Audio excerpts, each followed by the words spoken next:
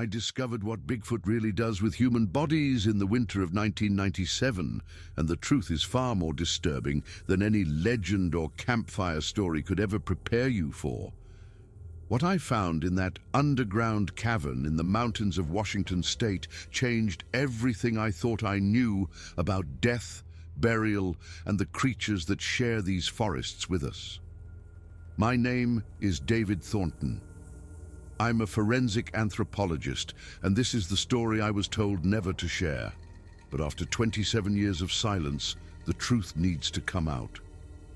December 1997 was one of the coldest winters the Cascade Mountains had seen in decades. Snow fell almost daily, blanketing the forests of central Washington in layers of white that made the ancient pines look like something from a Christmas card. But beneath that picturesque beauty, something dark was happening. I was 34 years old at the time. Working as a forensic anthropologist for the state of Washington, my job was to analyze skeletal remains, help identify bodies, determine causes of death, the kind of work that most people found morbid, but I found fascinating. I'd worked on everything from ancient Native American burial sites to modern criminal cases. The call came on December 18th, 1997, a Thursday afternoon when Seattle rain was hammering against my office windows. I was in my cramped office at the university reviewing genetic data from a grizzly bear population study when Detective Patricia Brennan from the Stevens County Sheriff's Department phoned. The moment I heard her voice, I knew this wasn't a routine consultation. "Dr. Thornton, we need your expertise on something highly unusual," she said without preamble, her voice tight with stress and something else. Fear, perhaps. "We've had 4 hikers go missing in the past 6 weeks in the Colville National Forest. All experienced outdoorsmen with extensive backcountry experience. All disappeared without a trace. No bodies, no evidence, just gone." "I'm very sorry to hear that, Detective, but I analyze remains," I said carefully, already sensing where this was going. "Have you found bodies? Have there been any remains recovered?" "No, and that's exactly the problem," she said, frustration evident in her tone. "We found their campsites completely intact, their expensive equipment still packed and organized, even their vehicles parked at trailheads with nothing disturbed, but no bodies anywhere. No blood evidence at the scenes, no signs of struggle or violence, no torn clothing or defensive wounds on trees or rocks. It's like they just vanished into thin air, like something reached down and plucked them from existence." She paused, and I could hear papers rustling. But we did find something else at every single disappearance site. Tracks. Very unusual tracks near each location where people vanished. Large humanoid tracks that don't match any known animal in our database. My professional interest was piqued despite my initial skepticism. "What kind of tracks are we talking about? Be specific." "That's exactly why I'm calling you Dr. Thornton," she replied. "They're humanoid in basic structure, showing clear bipedal locomotion, but fundamentally wrong in every measurement, too large by far, probably 16 to 18 inches in length. The stride is too long, at least 6 feet between impressions. The depth suggests enormous weight, perhaps 600 pounds or more, and they're consistently found near the exact locations where people vanished, almost like whatever made them was present at the moment of disappearance. We need someone with your background in comparative anatomy and forensic anthropology to look at this scientifically and tell us what we're really dealing with here." I should have said no immediately. I had a full caseload of ongoing investigations, final exams to grade for my undergraduate forensic anthropology course, and Christmas was only a week away. My sister had been planning a family gathering for months and would kill me if I missed it. But something in Detective Brennan's voice, that particular mixture of professional frustration and genuine fear that only comes when experienced law enforcement encounters something truly inexplicable, made me reconsider. "How soon do you need me there?" I asked, already mentally rearranging my schedule. "As soon as possible," she said with audible relief. We're losing time, Dr. Thornton. Each day that passes in this winter cold decreases the chances of finding anyone alive. And honestly, the local population is getting scared. Word is spreading about the disappearances, and people are starting to talk about old legends. Things that shouldn't exist. I need facts, not folklore. 2 days later, I found myself driving north on Highway 395, my Jeep Cherokee loaded with equipment, warm clothing, and enough supplies for a week in the mountains. The forecast called for more snow, but the sheriff's department had insisted this couldn't wait.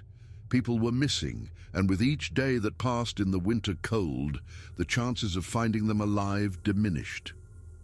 I arrived in Colville, a small logging town of maybe 5,000 people, just as the sun was setting behind the mountains. The sheriff's department was a modest building on Main Street, decorated with Christmas lights that seemed incongruous with the grim business at hand. Detective Brennan met me in the parking lot. She was in her mid-40s with short blonde hair and the weathered look of someone who'd spent years working outdoors. Dr. Thornton, thanks for coming on such short notice. I know this isn't your usual kind of case. Call me David, I said, and you're right, it's not, but I'm intrigued. You mentioned unusual tracks. Come inside, I'll show you what we've got. The conference room walls were covered with maps, photographs, and timeline charts. 4 faces stared at me from missing person posters. Gregory Chen, 29, disappeared November 9th. Michael Kowalski, 35, disappeared November 23rd. Rachel Foster, 31, disappeared December 5th.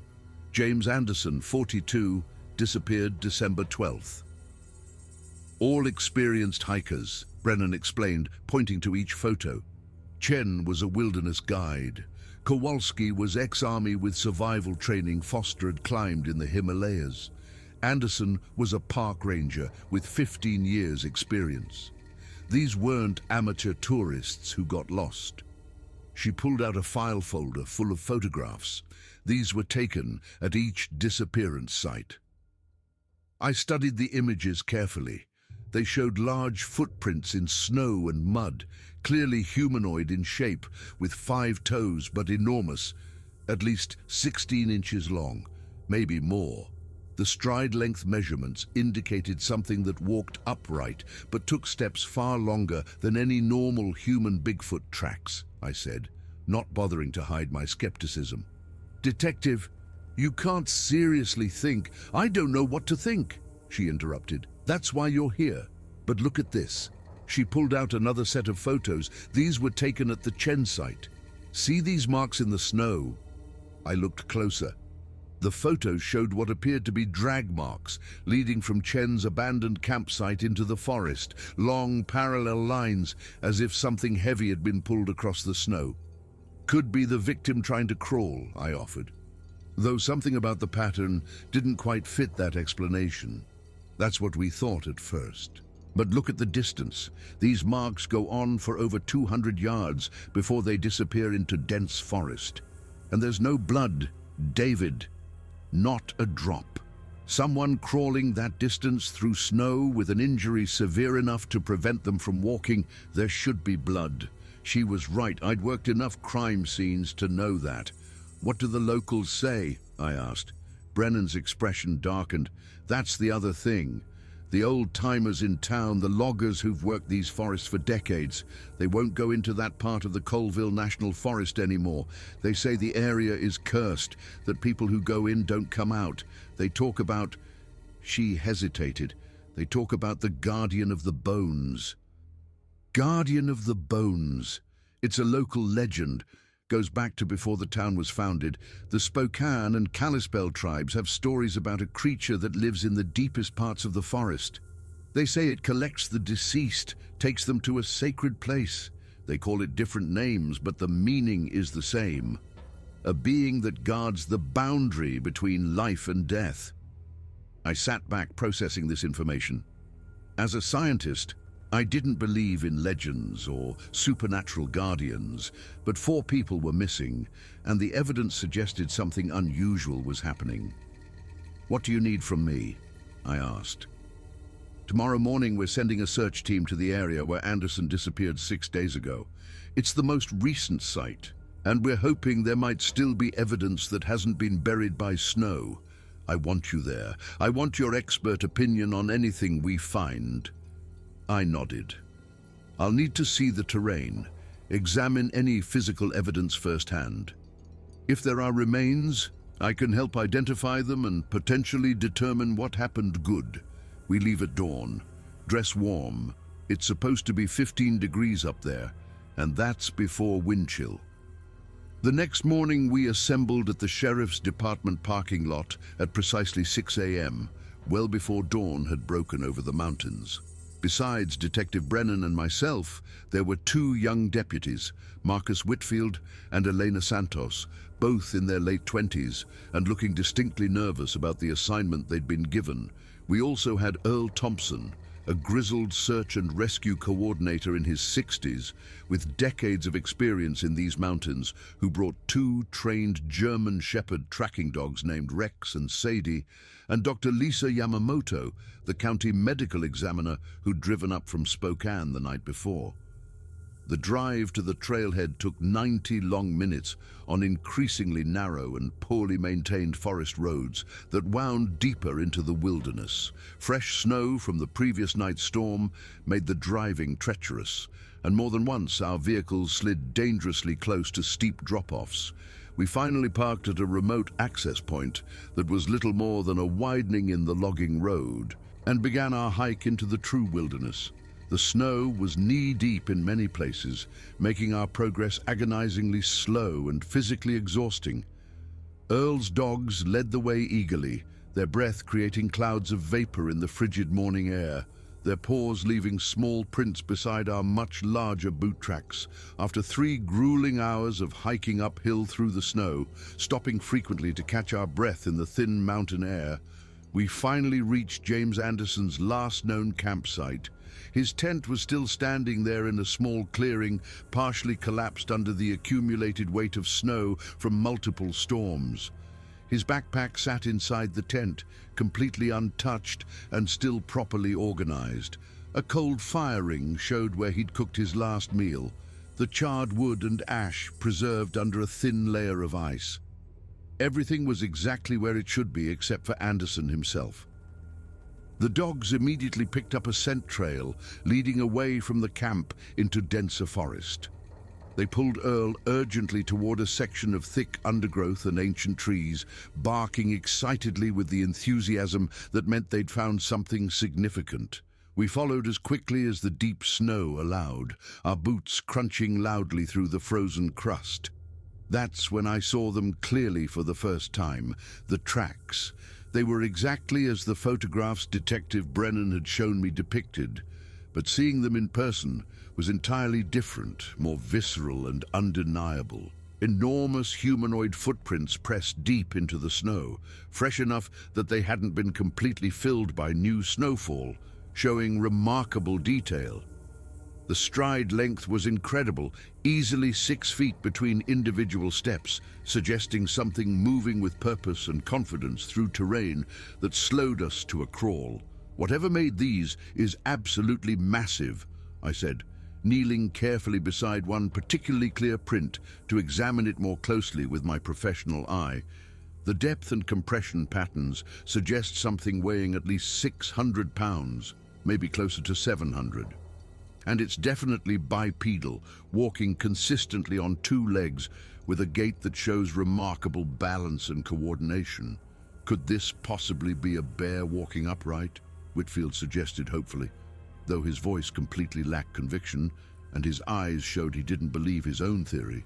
"I've extensively studied bear tracks and their movement patterns," I replied, running my gloved finger carefully along the edge of the print. "These aren't bear tracks at any stage of locomotion. Look very carefully at the toe configuration here, the clear arch impression, the heel strike pattern. This is something else entirely, something that doesn't exist in our current taxonomic classifications." The trail led deeper into the forest, the tracks occasionally accompanied by those same drag marks we'd seen in the photos. We followed for over an hour, climbing higher into the mountains. until we reached an area where massive boulders created a natural formation. The dogs stopped suddenly, whining and refusing to go further. Earl tried to coax them forward, but they backed away, clearly frightened of something ahead. "That's not a good sign," Earl muttered. "These dogs have tracked through everything. I've never seen them refuse a trail like this." "I'll go first," Brennan said, drawing her service weapon. "David, you're with me. The rest of you stay here with the dogs." We moved forward carefully between the boulders. On the other side, we found a narrow opening in the rock face, partially concealed by overhanging vegetation, a cave entrance, but not natural. The edges showed signs of deliberate modification, widening and shaping. Fresh tracks led directly into the darkness. Brennan pulled out her flashlight. "We're going in. This could be where he's holding them." "Detective," I started, but she was already moving. I grabbed my own flashlight and followed. The cave entrance opened into a larger tunnel that descended at a steep angle. The walls were smooth, worn by centuries of use. The temperature dropped noticeably as we went deeper, and our breath fogged in the beam of our flashlights. After maybe 200 feet, the tunnel opened into a massive cavern. What we saw there stopped us both dead in our tracks. The cavern was enormous, easily 100 feet across and 50 feet high. But it wasn't the size that shocked us, it was what the cavern contained. Bodies, dozens of them, maybe more, arranged in neat rows across the floor of the cave. But these weren't recent deaths, scattered carelessly. These were old remains, some reduced to skeletons, carefully laid out and preserved. Each body was positioned respectfully on its back, hands folded across the chest. Personal items had been placed beside each one: backpacks, watches, identification, wallets. The air was cold enough to preserve tissue on the more recent deceased. "My God," Brennan whispered, "what is this place?" "It's a burial ground," I said, my anthropologist training kicking in despite my shock. "Someone or something has been bringing bodies here for a long time. Look at the preservation, the arrangement. This is deliberate. This is ritual A sound from deeper in the cavern made us both freeze. A low, rumbling vocalization that wasn't quite human, but carried clear intention." Brennan raised her weapon, her hands shaking slightly. "Show yourself," she called out. "We're armed." I placed a hand on her arm. "Detective, lower the weapon. If whatever's here wanted to hurt us, we'd already be dead. We're in its territory now."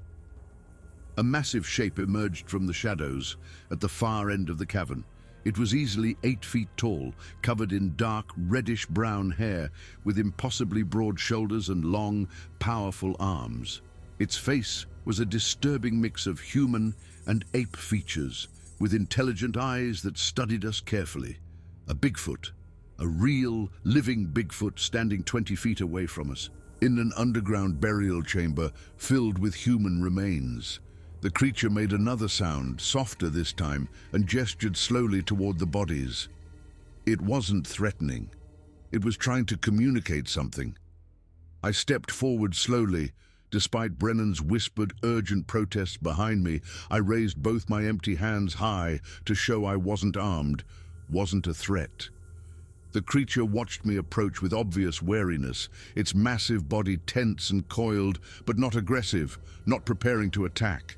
When I was maybe 10 feet away, close enough to see the remarkable intelligence in its eyes and the grey streaks in its reddish-brown fur that spoke of advanced age, it gestured again with one enormous hand toward the rows of bodies, then toward itself, with a touch to its own chest, then made a slow, sweeping motion that seemed to encompass the entire cavern and everything it contained. "I understand," I said softly, not sure if it could comprehend my actual words, but desperately hoping my tone and body language conveyed peaceful meaning. "You're the caretaker here, aren't you? You bring them to this place when they die. You protect them from scavengers and elements. You preserve them with dignity and respect." The Bigfoot's eyes widened noticeably in what looked unmistakably like surprise and perhaps relief, and it nodded deliberately. an actual, unmistakable nod of clear acknowledgement and understanding, using human body language to communicate across the species barrier. Then it did something that seemed almost miraculous in its implications for intelligence and empathy. It moved carefully to one of the more recent bodies, a man in hiking gear who hadn't been dead long enough for significant decomposition, and very gently picked up a wallet that was lying beside the remains.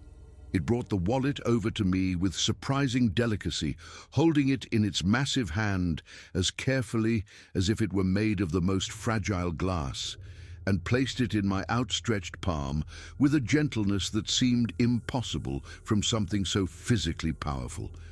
I opened the wallet with trembling fingers, hardly daring to breathe. Inside was a driver's license with a faded photo of a man named Thomas Mitchell, smiling in that awkward way people do for DMV photos. According to the dates on the license, this man had been reported missing in 1989, 8 long years ago. His family had been searching for him all this time, never knowing what happened, never able to find closure or peace. "This is Thomas Mitchell," I called back to Brennan, my voice cracking slightly with emotion. "He was reported missing in '89. His family has been looking for him for 8 years. They never knew what happened to him, never got to say goodbye properly." The Bigfoot made a soft sound that seemed almost like sadness or sympathy, then gestured broadly to more of the bodies arranged throughout the cavern, then to the personal effects beside them. It was offering, almost pleading, to help us identify them all, to give answers to families who'd been waiting years or even decades for any information about their missing loved ones. Over the next extraordinary hour, in what became the strangest and most profoundly moving experience of my entire professional life, the Bigfoot methodically showed us through the cavern with remarkable patience and care. It brought us identification from body after body after body, sometimes walking the full length of the cavern to retrieve a particular wallet or ID card. Some of the deceased were relatively recent, their features still recognizable. Some were decades old, reduced to bare bones, with only their weathered identification remaining to tell us who they'd been in life. Each time it handed me something, the creature waited patiently and attentively while I documented the information in my notebook, showing absolutely no aggression despite having every reason to fear or attack us, showing only what seemed like profound relief that someone finally understood its sacred purpose here in this hidden place. When we came to a body positioned near the entrance, more recent than most of the others and still wearing the distinctive green uniform of a National Park Service ranger, I knew with certainty we'd found James Anderson. The Bigfoot touched his shoulder with remarkable gentleness, almost sadly, with what appeared to be genuine sorrow in its eyes, then looked directly at me with an expression that transcended species barriers and seemed to ask a very clear question. Can you tell his people what happened? Can you give his family the closure they deserve? I nodded emphatically, tears threatening at the corners of my eyes. Yes, we'll tell them everything we can. They'll know what happened to him, that he didn't suffer, that he's been cared for with dignity. They'll have peace and the ability to mourn properly. The creature seemed to understand, making a soft sound that carried palpable relief and perhaps gratitude. Then it did something that brought actual tears streaming down my face, despite my attempts at professional composure. It led us carefully to a section of the cavern wall where symbols had been painstakingly carved directly into the rock face, simple but remarkably expressive pictographs showing figures representing both humans and Bigfoot, standing side by side with arms or hands outstretched toward each other in gestures of cooperation and mutual respect. The images had been created with obvious care and intention, some clearly ancient and weathered smooth by time, others more recent with sharper edges. Below these carved images were numerous small piles of stones arranged in very specific patterns that showed mathematical precision and clear intentionality. The Bigfoot pointed urgently to these stone cairns, then made gestures in the direction of the cave entrance far above us, then performed a distinct pushing motion with both hands as if warning something away from danger. It took me a long moment of careful observation and thought to fully understand what I was seeing, to decode the message it had been trying to send, for who knows how long these cairns mark dangerous areas throughout the forest. I said aloud, working through the implications as I spoke. You've been trying to warn people away from places where they might die, where others have died before them. The rock falls, the unstable cliffs, the areas prone to sudden weather changes, the places where people become disoriented and lost. That's what these stone markers are for, aren't they? You've been placing them throughout the forest, trying to save lives. The creature nodded emphatically, more vigorously than before, and made a sound that was almost like a sigh of profound relief, as if an enormous weight had been partially lifted. It had been trying desperately to save human lives for years, perhaps for generations, to prevent more bodies from joining this sorrowful collection in the burial ground. But its carefully placed warnings had gone completely unrecognized by humans, dismissed as random natural formations or ignored entirely. And more people kept dying in the same dangerous locations year after year. I understand now, I said. You're not causing the deaths. You're trying to prevent them.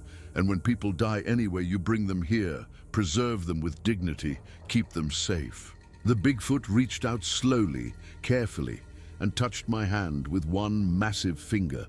The contact lasted only a second, but in that moment I felt a connection across species, an understanding that transcended language or appearance.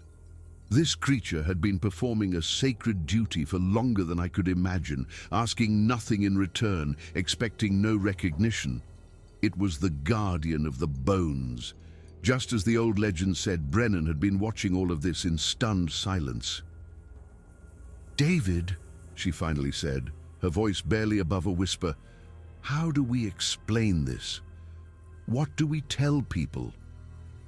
I looked at the rows of carefully preserved remains, at the Bigfoot standing patiently beside its charges, at the warning symbols it had carved, hoping someone would finally understand. "We tell them we found Anderson," I said. "We tell them we found a burial site that explains many missing person cases. But the exact location, the truth about the guardian here, that stays with us, this is sacred ground and it needs to remain protected." The Bigfoot seemed to understand my words, or at least my intent. It nodded once more, then gestured toward the cave entrance. It was time for us to leave. We emerged into daylight to find the rest of our team waiting anxiously. The relief on their faces when they saw us was palpable. "We were about to call for backup," Whitfield said. "You've been down there for over 2 hours. We thought—" He stopped, staring past us at the massive figure that had followed us. To the entrance, the Bigfoot stood at the cave mouth, silhouetted against the white snow, watching us with those intelligent eyes, making sure we understood the trust that had been placed in us. I turned back one final time and raised my hand in a gesture of respect and thanks. The creature raised its own hand in response, then melted back into the shadows, disappearing from sight. The hike back to the vehicles was silent. We were all processing what we'd witnessed, understanding the weight of the secret we now carried. Back at the sheriff's department, we gathered in the conference room. The 6 of us who had been in that cavern looked at each other silently, asking the same unspoken question. What do we tell people? "We found Anderson deceased from exposure," Brennan said finally. "That's the truth. We also found evidence that led us to solve 9 other missing person cases from the past 20 years. We can say we discovered their remains in a remote area of the forest, which is also true.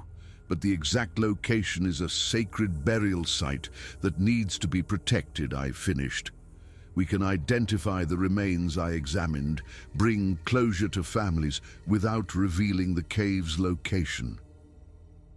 "And the creature?" Yamamoto asked quietly. "What creature?" I replied. I saw tracks in the snow, large tracks, probably from a bear. That's what I'll put in my official report. We all agreed. The official story would be that we found Anderson and evidence leading to other remains. The truth about the burial cavern and its guardian would stay with us. Over the next week, I worked on identifying the remains from the documentation the Bigfoot had provided. Each one was a cold case. Families who'd been waiting years, in some cases decades, for answers. I contacted them personally, told them we'd found their loved ones, that they died from natural causes in the wilderness, and that their remains could finally come home. The gratitude and relief in their voices was overwhelming. I worked with the National Forest Service to place official hazard warnings in the areas marked by the Bigfoot stone cairns. We documented unstable terrain, areas prone to sudden weather changes, spots where people could easily become disoriented. The warnings were placed prominently, and new trail maps were printed with these hazards clearly marked. The disappearances in that area of the Colville National Forest stopped. Whether because of the warnings or because the Bigfoot felt its message had finally been heard, I'll never know. I returned to my position at the university in Seattle, but I was changed by what I'd experienced. I'd seen something that challenged everything I thought I knew about the world, about death, and about the creatures we share this planet with. Sometimes late at night, I think about that cavern deep beneath the mountains. I think about the Bigfoot standing guard over those carefully preserved remains, performing burial rituals that had been passed down for generations. I think about the intelligence and compassion it took to care for the deceased of another species, to honor them in death, even when their own kind might never know. I've kept that trust for 27 years now. I've told no one the exact location of that cave. I've published papers on burial practices in the Pacific Northwest, on the cultural significance of caring for the deceased, but I've never mentioned what I really found that winter in 1997. But now, as I'm approaching retirement, I feel it's important that the story be told, not the location, never the location, but the truth about what Bigfoot does with human bodies. Not because the creature is a threat or a monster, but because it's the opposite. These beings, these Sasquatch that we've relegated to legend and folklore, they've been acting as silent guardians of our deceased for longer than we can imagine. When people die alone in the wilderness, when they succumb to accidents or exposure or natural causes far from help, Bigfoot finds them. And instead of leaving them to the elements, instead of allowing their remains to be scattered and lost, these creatures perform their own burial rituals. They preserve the deceased with dignity. They arrange the bodies carefully, include personal effects, maintain a burial ground that would put many human cemeteries to shame in terms of care and respect. They've been doing this for centuries, asking nothing in return, expecting no recognition. They've been the guardians of the bones, just as the old Native American legend said. The day I touched that Bigfoot's hand in that underground cavern, I understood something profound. Intelligence and compassion aren't unique to humans. The capacity for ritual, for honoring the dead, for caring about the deceased of another species, these things exist in creatures we've dismissed as myths. So yes, I found out what Bigfoot does with human bodies. And the truth is both terrifying in its implications about what we don't know about the world, and beautiful in what it reveals about the capacity for respect and dignity that exists beyond our species. The Bigfoot of the Cascade Mountains are still out there, still maintaining their sacred burial ground, still watching over those who die in the forests. That's the truth I've carried for 27 years. That's the secret I was told never to share. But I believe the world is ready to know, not where, but what.